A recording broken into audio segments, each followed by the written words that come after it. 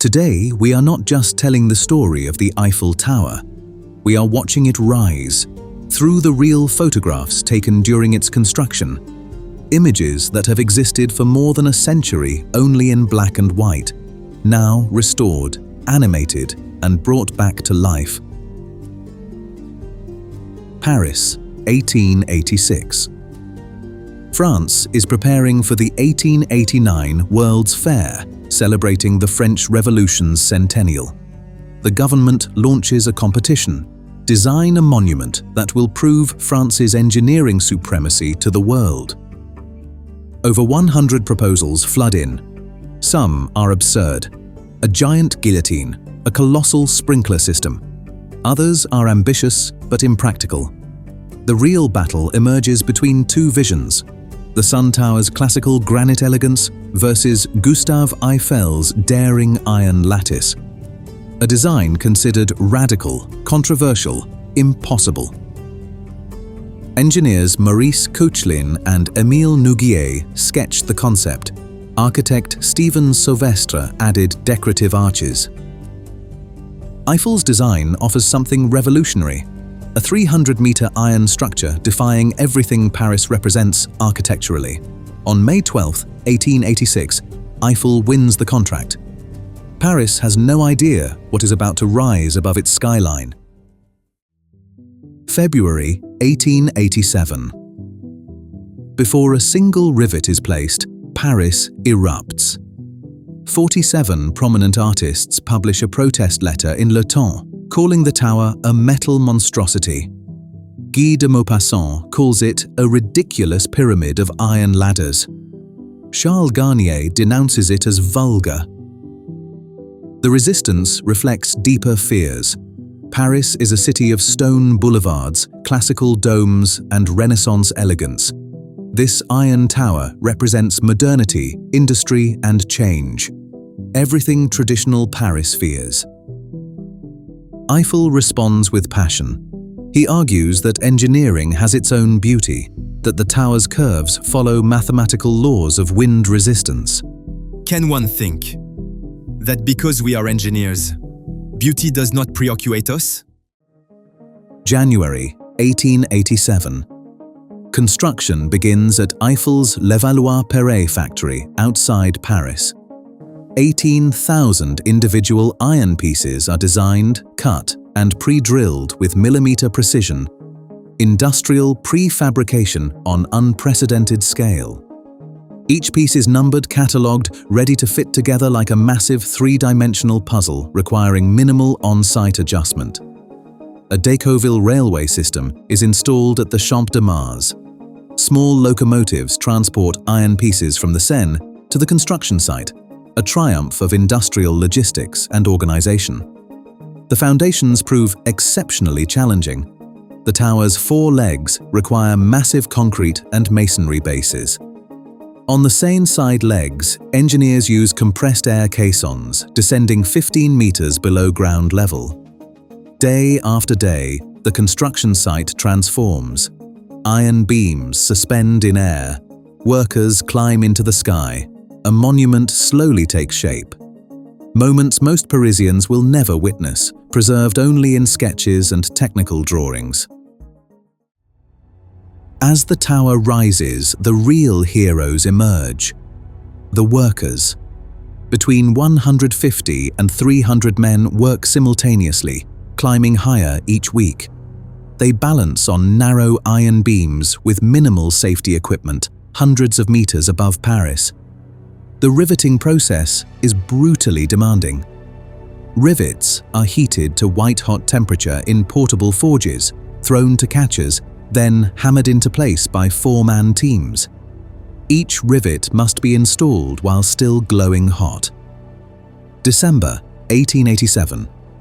The first platform takes shape. Aligning the 4 legs requires extraordinary precision. Hydraulic jacks allow millimeter adjustments.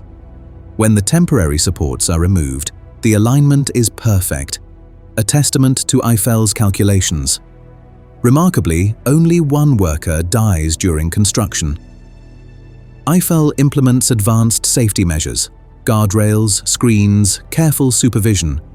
Contemporary observers marvel at this unprecedented safety record for such ambitious work. Parisians who once protested now gather daily to watch. The tower becomes a spectacle. Artists sketch it. Journalists describe each milestone. The iron skeleton, rising above Paris, transforms from threat to fascination. On foggy mornings in early 1889, Parisians looked up and saw the tower disappear into the clouds. From the ground, it seemed unreal, a structure so tall it no longer belonged to the city below.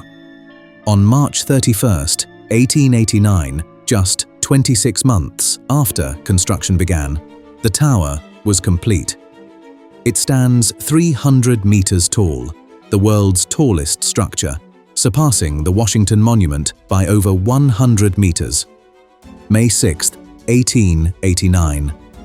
The World's Fair opens. Gustave Eiffel himself leads a group up the 1,710 steps to the summit. The elevators aren't yet operational. At the top, he unfurls the French flag. Nearly 2 million visitors climb the tower during the World's Fair. Despite initial protests, Parisians embrace their iron giant. The tower generates enormous revenue, covering most of its construction costs within the fair's 6-month duration. From the summit, visitors see Paris as never before. The city spreads below like a map. This perspective, impossible before the tower, changes how people understand urban space and human achievement. But the tower's triumph is temporary. Eiffel's permit expires in 1909. The original plan calls for demolition. Critics resurface, demanding Paris reclaim its skyline. The tower's survival hangs in balance. Eiffel fights back strategically.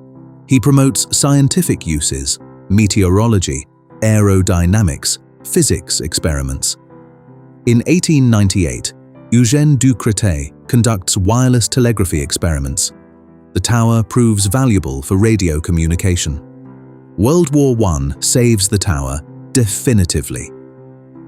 Its radio transmitter intercepts enemy communications, including the famous message that helped win the First Battle of the Marne.